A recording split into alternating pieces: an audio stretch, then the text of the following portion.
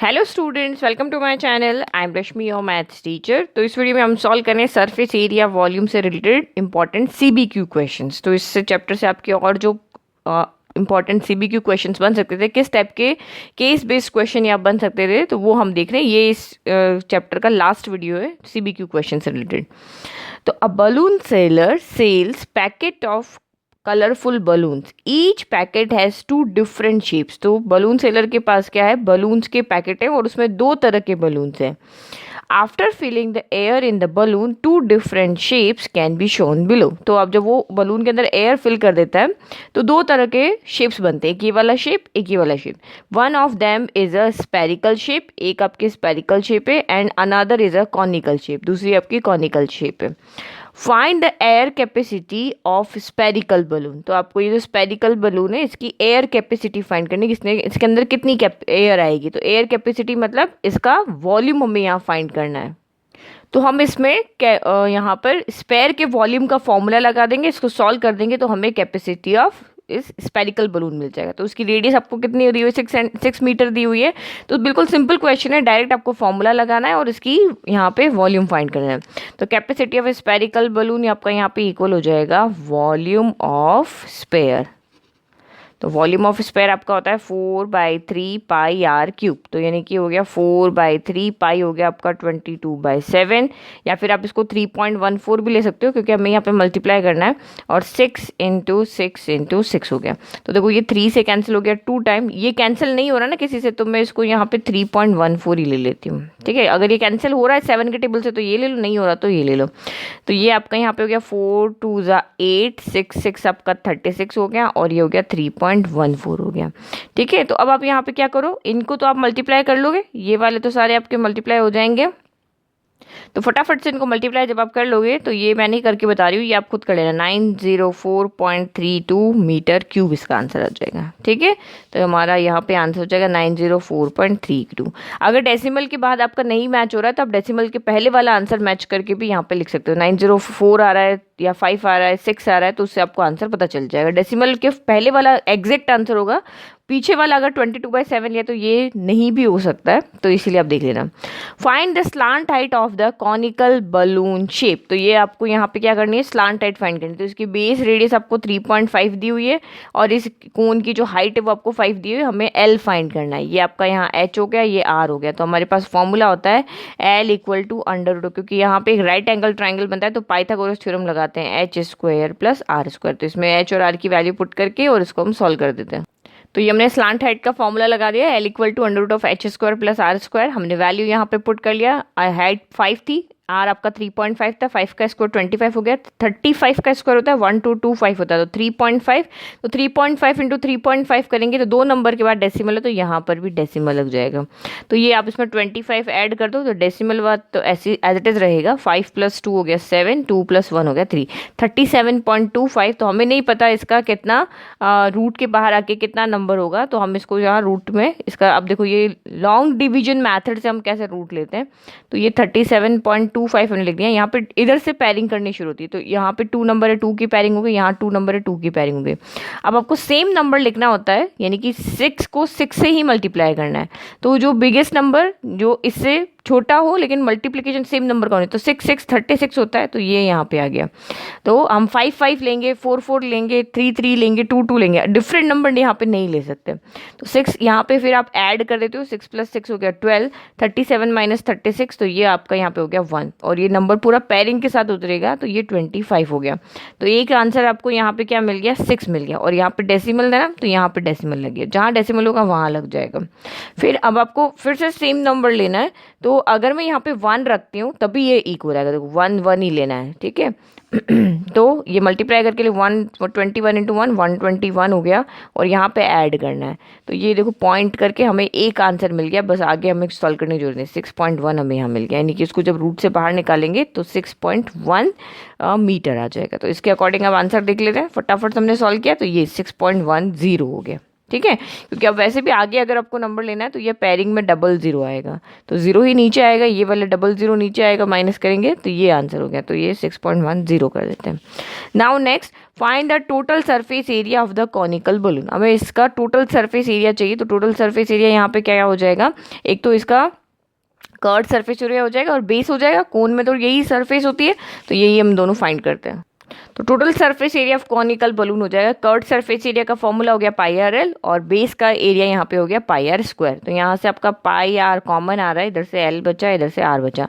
Now value put कर लेते हैं, तो हम देखो 22/7 रखेंगे, 3.14 रखेंगे, ये हम उसको देख के रखेंगे कुछ कैंसिल हो रहा होगा तो ये आर रेडियस आपका कोन का कितना है 3.5 था, तो ये 3.5 हो गया। एल आपका एल जस्ट अभी हमने कैलकुलेट किया 3.10, और रेडियस आपका यहाँ पे 3.5। ये देखो कोन की रेडियस, और ये रेडियस 3.5 है, हाइट आपकी यहाँ पे 5 है, तो ये हो गया। अब देखो सारे डेसिमल में, तो ये यहाँ पे देखो 7 कैंसिल भी हो रहा है, तो हम इसको 22/7 भी रख सकते हैं। तो डेसिमल हटाया, डिवाइड बाय आपका 10 आ गया, 7 से ये कैंसिल हो गया, ठीक है, 5 से ये कैंसिल हो गया 2 टाइम, 2 से ये कैंसिल हो गया 11 टाइम, तो ये आ गया 11 इंटू, इसको जब हमने ऐड किया तो ये 0 और ये 5 और 1 6 हो गया, और ये 9.60 हो गया। तो 9.60 इंटू दिस अगर आप करोगे तो 0 और ये 105 हो गया, तो ये 105.60 मीटर स्क्वायर। तो हमने 22/7 लेके किया, अगर इसने 3.14 लेकर किया होगा तो डेसिमल के बाद वाला आंसर मैच नहीं करेगा, लेकिन आप इससे चेक कर लो। तो ये आपका आंसर यहाँ पे आ रहा है 105.50 आ रहा है, और हमारे 105 यहाँ पे 60 आ रहा है, तो ये इस आंसर को हमने राइट कर दिया, ठीक है।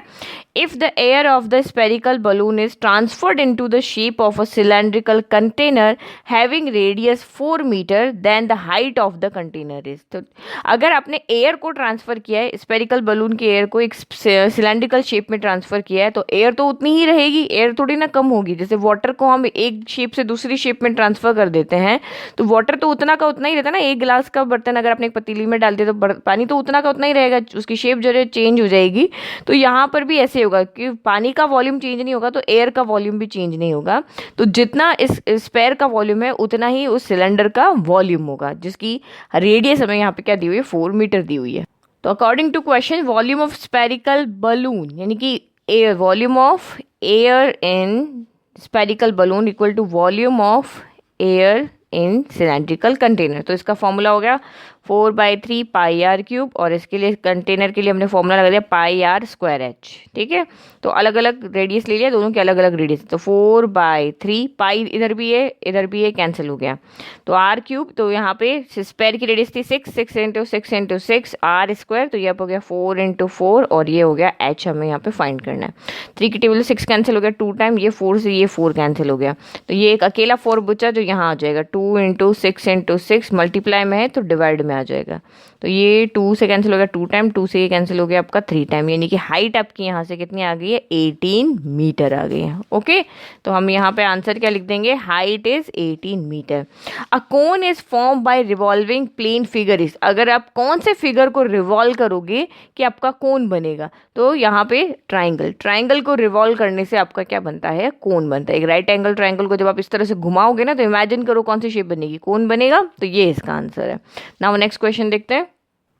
Next question is, in one corner of the drawing room a flower basket is kept inside the glass। तो यहाँ पे क्या है, ये एक आपका ड्राइंग रूम में के अंदर क्या रखा है, ग्लास है, ये आपको क्या दिख रही है, ग्लास की शेप दिख रही है, और इसके अंदर एक फ्लावर बास्केट रखी है, और वो कौन सी शेप की है, flower basket is kept inside the glass, lies on the table, the basket is designed in such a way that every one piece to see it. यानी कि ये इस तरह से डिजाइन किया कि हम इसके अंदर क्या है वो सब देख सकते हैं।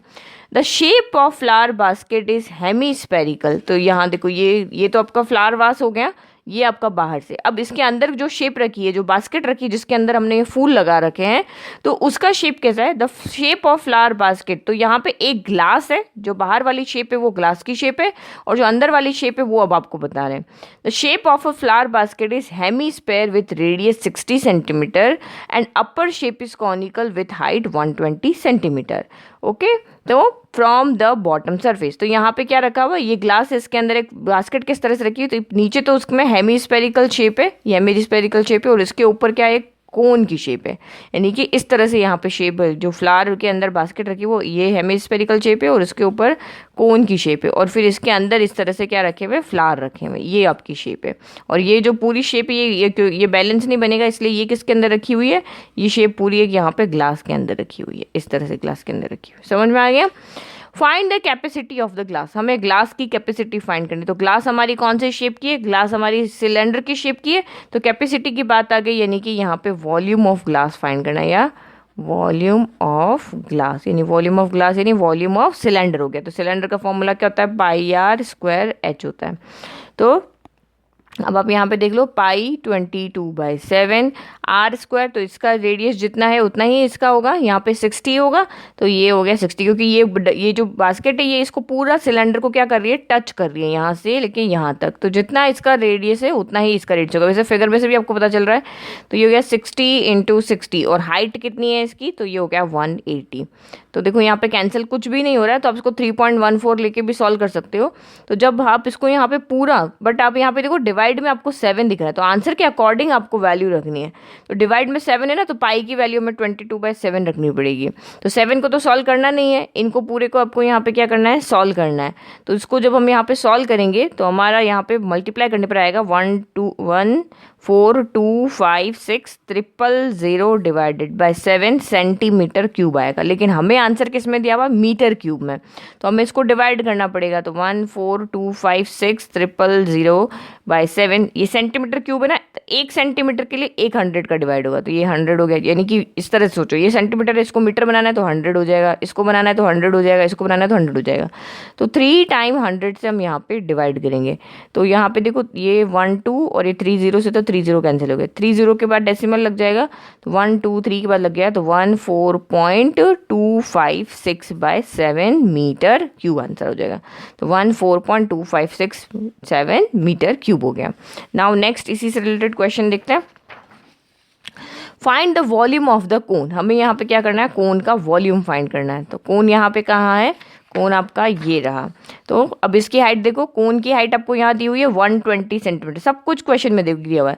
120 + 60 180 होता है ना, टोटल हाइट 180 है, तो ये कोन है, कोन की हाइट आपको 120 दी हुई है और इसका रेडियस आपको 60 दिया हुआ है। और यहाँ पे जो कोन है उसके वॉल्यूम का फॉर्मूला होता है pi r square 1/3 pi r square H होता है। तो रेडियस 60 पुट करेंगे और हाइट 120 पुट करेंगे। तो volume of cone 1/3 pi r square H, pi की और आर की, और यहाँ पे हमने एच की वैल्यू पुट कर ली। तो अब आप यहाँ देखो, ये 3 से कैंसिल हो रहा है, तो ये भी आपका यहाँ पे आ रहा है 40। ठीक है, अब कुछ भी यहाँ कैंसिल नहीं हो रहा है, तो सबको आप न्यूमरेटर को मल्टीप्लाई कर लो यहाँ पे, तो ये आपका यहाँ पे आ जाएगा। मल्टीप्लाई तो आप खुद कर लोगे, तो ये आपका यहाँ पे आ जाएगा 3168000/7 हो जाएगा। ठीक है, तो ये आंसर हम जो करेंगे, क्योंकि ये सारे सेंटीमीटर में है, तो हमें आंसर यहाँ पे किस में चाहिए वो आप पहले देख लो। तो हमें यहाँ पे आंसर चाहिए मीटर क्यूब में, मीटर क्यूब में हमें यहाँ पे आंसर चाहिए। तो पहले इसको डिवाइड कर लेते हैं, फिर वही 3 0 से यहाँ पे स्टार्टिंग में यहाँ पे क्या कर लो, 60 सेंटीमीटर दिया हुआ है ना, इसको मीटर में चेंज कर लो, तो 60/100 हो गया, यानी कि 0.6 हो जाएगा। ये 0.6 और ये 0.4 हो जाएगा। इस तरह से भी आप इसको सॉल्व कर सकते हो। ठीक है, तो अब आप यहाँ पे क्या करेंगे, जब हम 7 से इसको डिवाइड करेंगे तो ये 452,571.42 सेंटीमीटर क्यूब आएगा। अब हमें इसको मीटर में चेंज करना है, तो हम वही 3 0 से डिवाइड करेंगे, 71.42 divided by 1 time 100 2 time 100 3 time 100, तो 1 2 3 4 5 6, ये पूरा डेसिमल आपका आगे आ जाएगा। तो 0.45 मीटर क्यूब इसका आंसर हो जाएगा। ठीक है, तो मल्टीप्लाई तो बहुत ईजी है, आप ये इतना सिंपल मल्टीप्लाई तो आप कर सकते हो। ये नहीं कहोगे कि मैम आपने डायरेक्ट आंसर लिख लिया, मल्टीप्लाई नहीं किया। तो ऑब्जेक्टिव क्वेश्चन है, ये चीज़ आपको प्रैक्टिस करनी है फटाफट से। आंसर मैंने लिख दिया, वो आप चेक कर लेना। तो हमारा आंसर यहाँ पे हो गया 0.45 मीटर क्यूब हो गया। Find the curved surface area of the hemisphere, तो curved surface area of hemisphere हमें फाइंड करना है। हेमिस्फेयर की रेडियस आपको 60 सेंटीमीटर दी हुई थी, तो यहाँ पे हमें इसका कर्व्ड सरफेस एरिया चाहिए। तो कर्व्ड सरफेस एरिया आपका यहाँ पे क्या हो जाएगा, डलिया ऊपर से क्या है, ये जो डलिया है यहाँ पे फिगर में देखो, ये ऊपर से क्या है, कवर्ड है। ठीक है, तो ऊपर वाला बेस नहीं ऐड होगा, और हमें वैसे भी ओनली कर्व्ड सरफेस एरिया चाहिए। ठीक है, तो कर्व्ड सरफेस एरिया का फॉर्मूला हो जाएगा आपका यहाँ पे 2 पाई आर स्क्वायर हो जाएगा। ओके, तो ये 2, ये पाई की वैल्यू और ये आर स्क्वायर, तो ये सेंटीमीटर है ना, हम इसको अभी से मीटर में चेंज कर लेते हैं। ये डिवाइड बाय हमने 100 कर दिया, तो ये मीटर स्क्वायर हो गया ना। उसको सॉल्व कर लो, ये 2 0 से ये 2 0 कैंसिल हो गया। अभी भी यहाँ पे कुछ भी कैंसिल नहीं हो रहा, अब और आगे यहाँ पे कुछ भी कैंसिल नहीं हो रहा। तो अब आप इसको सीधा जब सॉल्व करोगे पूरा, तो इसका आंसर आपका आ जाएगा 2.26 मीटर स्क्वायर हो गया। बस इनको आप यहाँ पे इनको मल्टीप्लाई कर लो, 7 से डिवाइड कर लो, फिर जो आंसर आया उसको 100 से डिवाइड कर लो। तो ये आपका यहाँ पे आ रहा है, तो देखो ये जो आंसर है वो हमारा यहाँ पे मैच नहीं हो रहा। तो अगर एग्जाम में आपके साथ भी ऐसा होता है कि जो आंसर आपने कैलकुलेट किया वो आंसर वहाँ नहीं है, तो आपको क्या कर देना है, अपना आंसर लिख देना है कि सॉल्व करके, और पूरे अच्छे से जब जहाँ आंसर मैच नहीं कर रहा है तो वहाँ पूरा आप एक्सप्लेन करके उस आंसर को लिख दो कि ये मेरा आंसर आ रहा था। ठीक है, तो यहाँ पे हो सकता है मिसप्रिंट हो जाए, नहीं आंसर आए, तो मुझे लगता है डेसिमल का कुछ मिसप्रिंट हुआ है यहाँ पे, तो ये आंसर होगा। नाउ द वॉल्यूम, आप भी सॉल्व करके देखना, मैंने जब सॉल्व किया तो मेरा तो यही आंसर आ रहा था।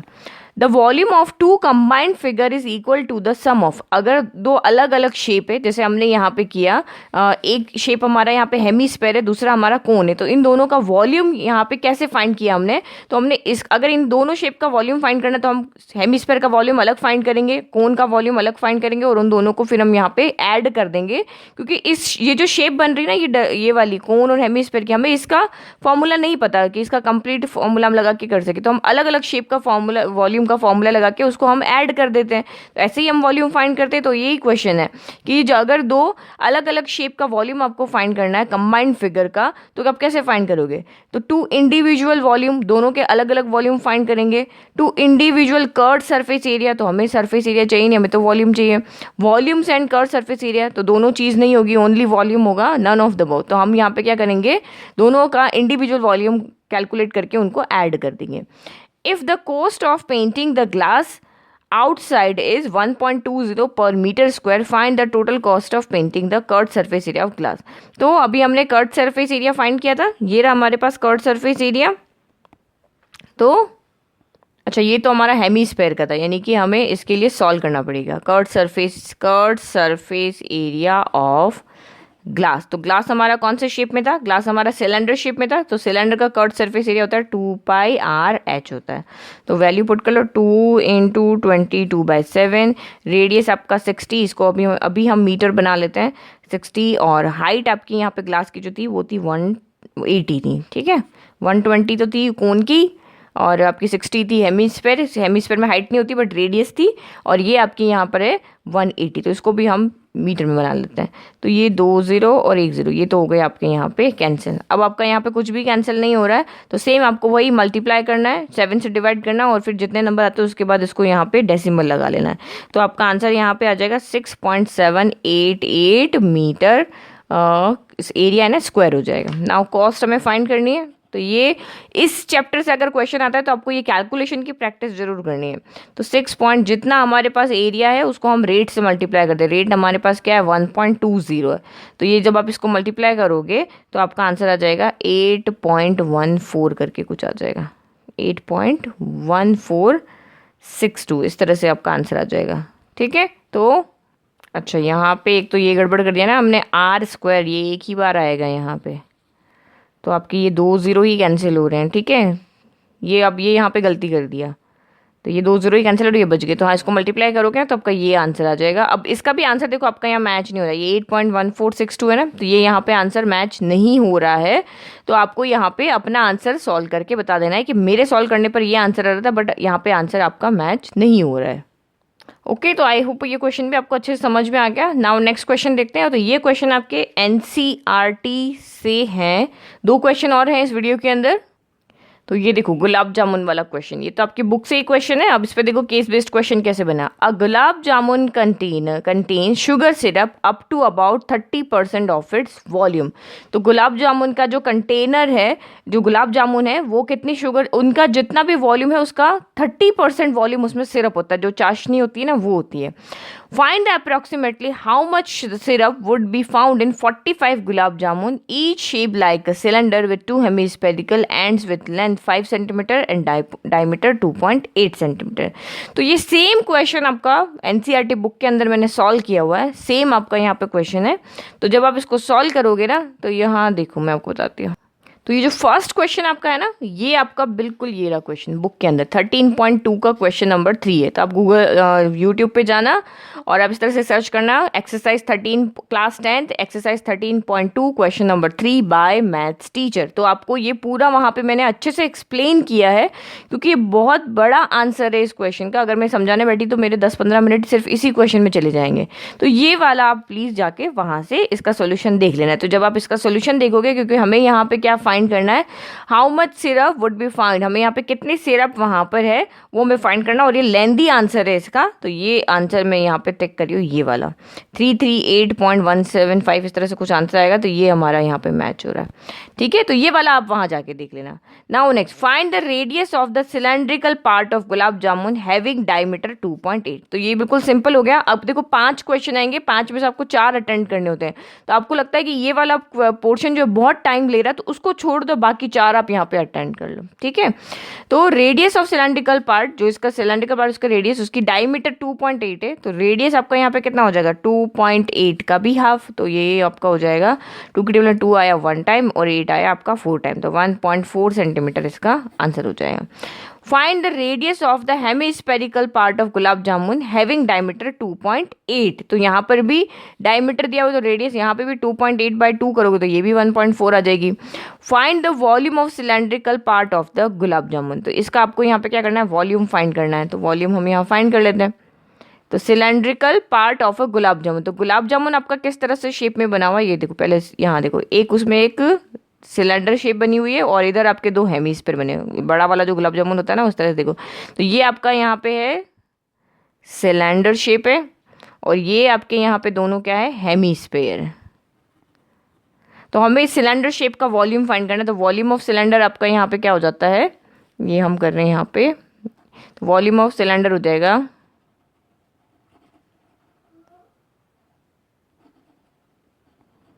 2 pi r square H. 2 pi r H तो उसका कॉट सरफेस एरिया होता है। तो पाई की वैल्यू 22/7 हो गई। रेडियस, तो रेडियस आपकी यहाँ से कितनी आ गई, आपका सिलेंड्रिकल पार्ट का hemisphere, cylinder with 2 hemisphere ends with length 5 centimetre, diameter 2.8 centimetre था ना, तो 2.8 का हाफ कर दो यहाँ पे। तो 2.8/2 हो गया, आर स्क्वायर है तो 2.8/2 हो गया। और हाइट आपको यहाँ पे कितनी दी हुई है, तो हाइट हमें यहाँ कैलकुलेट करनी पड़ेगी, क्योंकि आपको यहाँ पे टोटल लेंथ जो है ना गुलाब जामुन की वो 5 सेंटीमीटर है, ठीक है। तो ये टोटल लेंथ आपकी यहाँ से यहाँ तक क्या है, 5 सेंटीमीटर। तो हमें तो इस सिलेंडर की हाइट चाहिए यहाँ से यहाँ तक। तो ये जो दोनों पार्ट का रेडियस है ना हेमिस्फीयर का, वो हम माइनस कर देंगे। तो 5 माइनस रेडियस आपकी कितनी है, 2.8 का हाफ, तो यानी कि 1.4 प्लस 1.4 हम सब्ट्रैक्ट कर देंगे। तो 5 माइनस 1.4 प्लस 1.4 2.8 हो जाएगा। तो 5.00 माइनस 2.8 करो, 10 में से 8 गया तो आपका यहाँ पे 2 बच गया, 5 में से 3 गया तो यहाँ पे 2 बच गया, यानी कि 2.2 हो रही है। तो ये हो गया 2.2 हो गई, ये इसकी रेडियस हो गई। डेसिमल हटाया, डिवाइड में 10 आ गया, डेसिमल हटाया, डिवाइड में आपका यहाँ पे 10 आ गया, यहाँ पे डेसिमल हटाया, डिवाइड में आपका यहाँ 10 आ गया। तो 2 से कैंसिल हो गया, 14 आ गया, 2 से कैंसिल हो गया आपका 14 आ गया, 7 से कैंसिल हो गया 14, 2 टाइम आ गया, ठीक है। और आगे कैंसिल करने की जरूरत नहीं है। तो जब आपका यहाँ बचा गया 22 into 14 into 2 28 into 22 divided by आपका बचा है 10। तो आप इसको यहाँ पे क्या करो, डिवाइडेड 1 2 3 ना, 3 0 बचे। तो जब आप इसको यहाँ पे सॉल्व करोगे ना, तो ये आएगा 13552 डिवाइडेड बाय 1000। तो ये आपका हो जाएगा 13.552 सेंटीमीटर क्यूब हो जाएगा। तो ये आपका आंसर यहाँ पे आ जाएगा, ठीक है। Find the volume of both hemispherical part of gulab jamun. तो 2 हेमिस्फेरिकल पार्ट है यहाँ पे, तो वॉल्यूम ऑफ बोथ हेमिस्फेयर, तो वॉल्यूम ऑफ हेमिस्फेयर ही लगा देते हैं। तो वॉल्यूम ऑफ हेमिस्फेयर क्या हो जाएगा, 2 गुलाब जामुन है तो 2 से मल्टीप्लाई कर लें। तो वॉल्यूम ऑफ हेमिस्फेयर आपका यहाँ पे होता है 2/3 पाई आर क्यूब। ओके, तो यहाँ वैल्यू पुट कर लेते हैं। ये 4/3 हो गया, पाई हो गया 22/7। आर, तो रेडियस यहाँ पे 2.8 डायमीटर है, तो रेडियस कितना हो जाएगा, यहाँ 1.4 हो जाएगा। ये अभी हमने सॉल्व किया 1.4 हो जाएगा, तो ये 1.4 इंटू 1.4 इंटू 1.4 डेसिमल हटाया, डिवाइड बाई 10, डेसिमल हटाया, डिवाइड बाई 10, और यहाँ पर भी 10, 7 से कैंसिल हो गया 2 टाइम। अब यहाँ पे कुछ भी आपका कैंसिल नहीं हो रहा। 3 की टेबल में ना तो आपका यहाँ पे 4 आता है, ना 22 आता है, ना 2 आता है, ना 14 कुछ भी नहीं आता। ठीक है, तो अब आप इसको यहाँ पे अगेन मल्टीप्लाई करोगे, तो जब न्यूमरेटर को सबको मल्टीप्लाई करोगे तो ये आएगा 34496 डिवाइडेड बाय 3 इंटू 1000 हो जाएगा। अब आप इसको जब 3 से डिवाइड करोगे तो ये आपका हो जाएगा 3 1 ज़ा 3, अगेन 3 1 ज़ा 3, 1 बच गया, 14 तो 6 4 टाइम 12 हो गया, 1 बच गया 12, तो 2 बच गया 29 हो गया, तो ये आपका यहाँ पे हो जाएगा 9 टाइम 27 हो गया। फिर 2 बच गया 26 हो गया, तो ये हो गया आपका यहाँ पे 8 टाइम। फिर डेसिमल लगा लो और उसको सॉल्व करोगे 6 7 डिवाइडेड बाय आपका यहाँ पे 100 बच गया, तो ये डेसिमल आगे चला जाएगा 11.49 हो जाएगा। तो आंसर आपका यहाँ पे हो गया 11.11। कहाँ दिख रहा है? जहाँ पे भी 11 दिख रहा है ना, बस ये आपका आंसर हो गया। ठीक है, तो ये इसमें से अगर आपको ये वाला टफ लग रहा है इसको छोड़ दो, ये बाकी 4 हमें सिंपल लग रहे थे वो मैंने अटेंड कर लो। तो ये आपको डिसाइड करना है आपको कौन से 4 सॉल्व करने हैं और कौन सा एक आपको वहाँ पे छोड़ देना है। नाउ नेक्स्ट क्वेश्चन, तो ये लास्ट क्वेश्चन है और ये बहुत इंपॉर्टेंट क्वेश्चन है, इसको आप अच्छे से समझना है, इसके लॉजिक बहुत अच्छे हैं।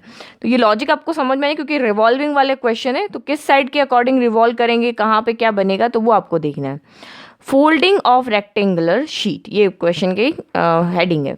We have a rectangular sheet of paper, हमारे पास एक रेक्टेंगुलर शीट है एक पेपर की, whose area is determined by using the formula area of sheet length into breadth। तो रेक्टेंगल के एरिया को फाइंड करने का फॉर्मूला क्या होता है? L इंटू बी होता है। Suppose we roll the sheet either along the length और अलॉन्ग द ब्रेथ। अब इस शीट को क्या करते हैं, अगर हम यहाँ पे L के अलॉन्ग रोल करते हैं, तो यहाँ पे देखो इस तरह से, तो ये हमारे पास शीट है। तो हम इसको 2 तरीके से रोल कर सकते हैं। एक रेक्टेंगुलर को रोल करने पे क्या बनता है, एक सिलेंडर बनता है। तो मैं अगर इसको यहाँ से रोल कर रही हूँ, इस तरह से मैं इसको रोल कर रही हूँ 10, यानी कि जो इसकी L है, ये L है और ये इसकी यहाँ पे क्या है, B है। तो मैं L के अलॉन्ग अगर रोल कर रही हूँ तो L जो है वो इसकी हाइट बन जाएगी और 8 इसका यहाँ पे क्या बन जाएगा, सरकमफ्रेंस बन जाएगा। इस तरह से मैंने रोल किया तो ये जो यहाँ पे L था वो तो इसकी हाइट हो गई और जो 8 था वो इसका यहाँ पे क्या हो गया, सरकमफ्रेंस बन गया। जो हाइट थी वो पूरी इसकी क्या बन गई, एक सरकमफ्रेंस बन गई। अब अगर मैं इसको L के अकॉर्डिंग अलॉन्ग नहीं रोल करके और इस 8 के अलॉन्ग अगर मैं इस तरह से रोल करती हूँ, यहाँ पे इस तरह से रोल कर दिया, तो जो 8 था, ये तो जो 8 है वो तो अब इसकी यहाँ पे क्या बन गई है, हाइट बन गई है। और जो L यहाँ पे जो 10 था हमारा, जो L था वो यहाँ पे इसकी क्या बन गई, सरकमफ्रेंस बन गई। तो इस तरह से आपको याद रखना है। ठीक है, तो 2 तरीके से हम इसको रोल कर सकते हैं, या तो लेंथ के अलॉन्ग या ब्रेथ के along. Then it becomes the 3 dimensional shape of cylinder. मैंने अभी आपको कहा ये अगर इसको हम रेक्टेंगल को रोल करते तो ये 3 डायमेंशनल शेप बन जाती है। आपको भी अगर सिलेंडर शेप बनानी है तो आप एक रेक्टेंगुलर शेप को कट करके इसी तरह से तो इसको यहाँ पे ग्लू लगा के बनाओगे ना। The volume of this 3-dimensional shape can be determined by using the formula। तो ये पाई आर स्क्वायर एच आपका वॉल्यूम ऑफ सिलेंडर हो जाता है, where r is the radius of cylinder and h is the height of the cylinder. तो आपको ये याद होना चाहिए कि एक फिगर को कैसे, जैसे हम राइट एंगल ट्रायंगल को रिवॉल्व करते हैं तो हमारा कोन बन जाता है, और अगर हम ये इस तरह से रेक्टेंगुलर शीट को फोल्ड करते हैं तो सिलेंडर बन जाता है। तो इस तरह शेप मोल्ड करना भी आपको आना चाहिए। If we cut the given sheet along the diagonal A C, तो इसमें यहाँ पे ए सी कहाँ है, ये ए यहाँ पर है, सी यहाँ पर है, तो ये इस तरह से नेम है, ये ए है, ये बी है, ये सी है और ये डी है। तो हम इसको ए सी के अलॉन्ग कट कर लेते हैं, मतलब कि हम इसको कहाँ से कट कर लेते हैं, इस तरह से, यहाँ से सीजर से इसको हम यू रख के और इसको कट कर देंगे। तो ये क्या बन रहा है, एक ट्राइंगल बन रहा है। कौन सा ट्राइंगल बन रहा है, राइट एंगल ट्राइंगल बन रहा है, क्योंकि जो रेक्टेंगल होता है उसके चारों कॉर्नर वाले एंगल 90 डिग्री के होते हैं। लेट कि मैंने इसको यहाँ से इस तरह से कट कर दिया, ये मैंने इसको यहाँ से डायगोनल के अलॉन्ग मैंने इस तरह से कट कर दिया। देखो 1 minute,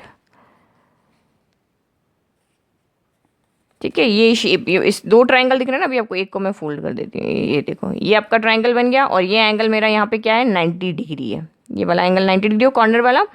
If we cut the given sheet along the diagonal AC and the remaining sheet ABC revolve about the line BC। अब ये जो शेप है इसको आप यहाँ पे क्या BC के along क्या कर रहे हो, रिवॉल्व कर रहे हो, रिवॉल्व कर रहे हो। तो ये आपकी शेप एक राइट एंगल ट्राइंगल को रिवॉल्व कर, फटाफट अगर ये रिवॉल्व करेगा तो आपके यहाँ पे शेप क्या बनेगी, कोन बनेगी। क्योंकि आपको पता है कोन में क्या होता है, राइट, हम उसको क्या बोलते हैं, राइट एंगल कोन इसी तरह से बोलते हैं ना। तो ये आपकी यहाँ पे कोन बन जाएगा। Then the 3 dimension figure is formed in the shape. तो आपको बस क्वेश्चन पढ़ा और पता है कि हमें एक राइट एंगल ट्रायंगल को रिवॉल्व करते हैं तो हमारा कोन बनता है, तो हमने कोन लिख दिया। Suppose we roll the sheet either along the length on along the width such that the two parallel edges join, and we have to determine the volume in two different ways. If is there any difference in their volume?